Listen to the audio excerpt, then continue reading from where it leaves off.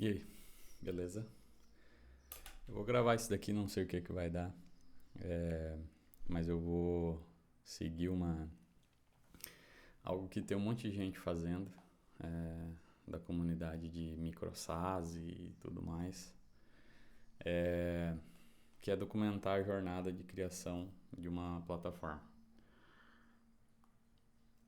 Então, eu juntei com um amigo meu e a gente começou a ter várias discussões do que a gente pode fazer, o que a gente podia fazer e tal. E a primeira coisa foi que eu fiz uma viagem pro evento que chama TechCrunch, lá, que é um evento lá nos Estados Unidos, que ele basicamente é um dos maiores eventos do mundo em questão de startup. Então, em startups que são gigantes hoje, como Uber, Airbnb, passaram por esse evento. Eles fizeram o pitch de vendas nesse evento quando ainda eles eram, sei lá, 2, 3 programadores. E aí eu voltei de lá com uma vontade muito maior de empreender, porque essa é uma das coisas que eu sempre quis empreender. Então, uma das coisas que eu vi lá foi a quantidade de plataformas usando inteligência artificial com o que tinha no momento. Isso foi em outubro de 2024. E aí, nessa época, era tudo. Ainda não tinha muita coisa. Não tinha nem saído novas versões do GPT, do Cloud, ou até mesmo um modelo novo que o Cloud publicou, que é o tal do MCP, Model Context Protocol. Isso não tinha nem saído ainda. O Cloud a Anthropic viria a publicar um mês depois do TechCrunch. Então, quando eu voltei de lá, eu já estava fazendo uma outra startup, não estava dando. Até a gente teve questões de legislação, então acabou que não deu certo essa startup. E aí no final, quando eu comecei a querer ter ideias novas e tudo mais, tal, eu conversei com algumas pessoas, alguns amigos que são da área médica, e eu queria fazer alguma coisa utilizando inteligência artificial, ainda não sabia o que, como, mas eu queria entrar nesse mercado justamente para aprender um pouco mais sobre inteligência, sobre como funciona, como programar, porque hoje eu sou DevSecOps, né, a parte de infraestrutura, de segurança e tudo mais, trabalho com a AWS, mas eu já fui programador e sempre tive essa curiosidade de aprender coisas novas e tal, e inteligência artificial é o negócio mais novo que tem, né? Então, no final das contas, eu precisava de um problema para resolver, né? Que quem empreende sabe que, na verdade, a empresa faz, o que o empreendedor faz é um serviço ou um produto, no nosso caso, uma plataforma, para resolver o problema de alguém. Alguém tem que ter um problema para a gente conseguir monetizar em cima daquilo, né? Para as pessoas pagarem para que aquilo ali seja viável. Então, eu comecei a correr atrás do problema, né? E conversa com um, conversa com o outro, e a gente acabou chegando num ponto de fazer uma ferramenta que faz a transcrição do... Na verdade, não a transcrição, que ela coleta o áudio de uma consulta de um médico e simplesmente entrega para o médico uma anamnese. Provavelmente você vai saber o que é isso, que é quando você vai no médico, você vê que o médico está conversando com você, fazendo as perguntas, e ele está ao mesmo tempo digitando ali no computador.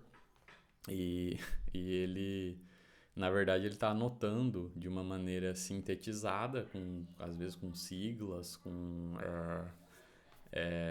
palavras-chave ali, o que você está descrevendo, uma dor que você teve, um sintoma que você tem, um histórico familiar, né, tudo isso.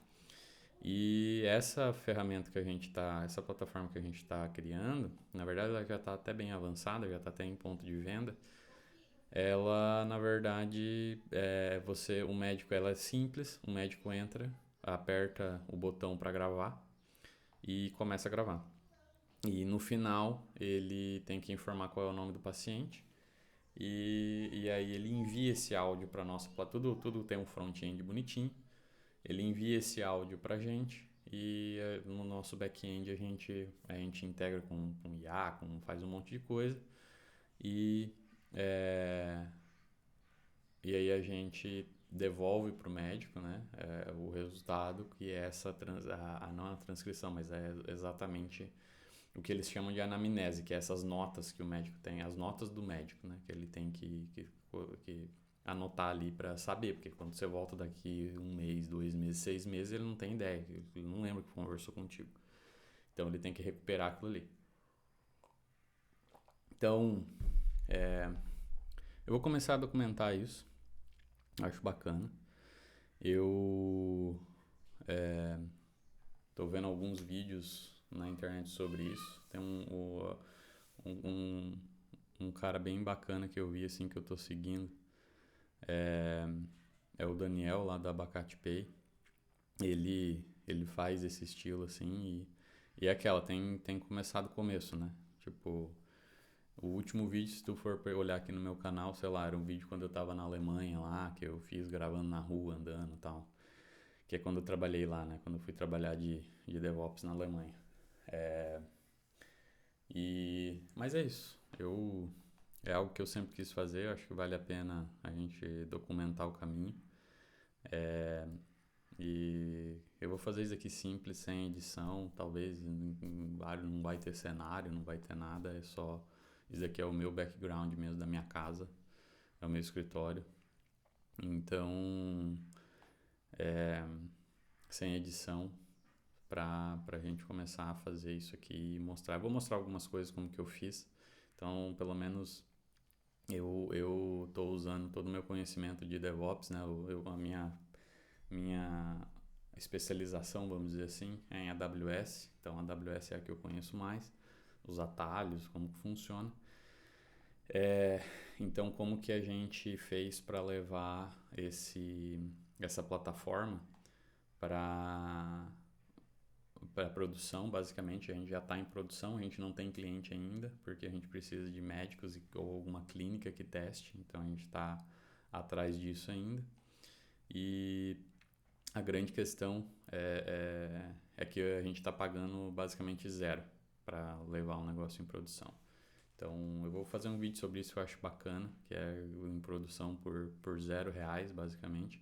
Claro que zero não vai ser, né? Você tem que comprar domínio, você vai ter que comprar algumas coisas que não tem de graça, mas a parte de infraestrutura, tanto de back-end quanto de front-end, deploy, CI/CD pipeline, tudo isso com conhecimento, obviamente, e agora com GPT e com Cloud você consegue fazer rapidinho, mesmo sem ter o conhecimento. Claro que você tem que saber alguma coisa que você está fazendo, porque, sendo sincero, muitos dos scripts que eu peguei do Cloud e do GPT para acelerar esse processo todo, cara, sempre alguns deram pau, a maioria das vezes dava pau de começo, aí você tem que mandar lá para ele de novo, tá acontecendo isso, tal.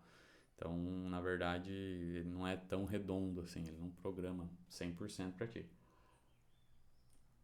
Então, enfim, eu vou fazer isso, mas é interessante porque hoje a gente está pagando zero para front-end, o front-end é zero. Eu sou péssimo, eu comecei minha carreira como programador back-end, então eu sou muito ruim de front-end. O meu sócio também é programador back-end, então a gente acabou caindo no Lovable, né? Então, mas eu entro em mais detalhes depois, beleza? Eu vou lá que tem uma reuniãozinha aqui que a vida não para. Valeu, falou.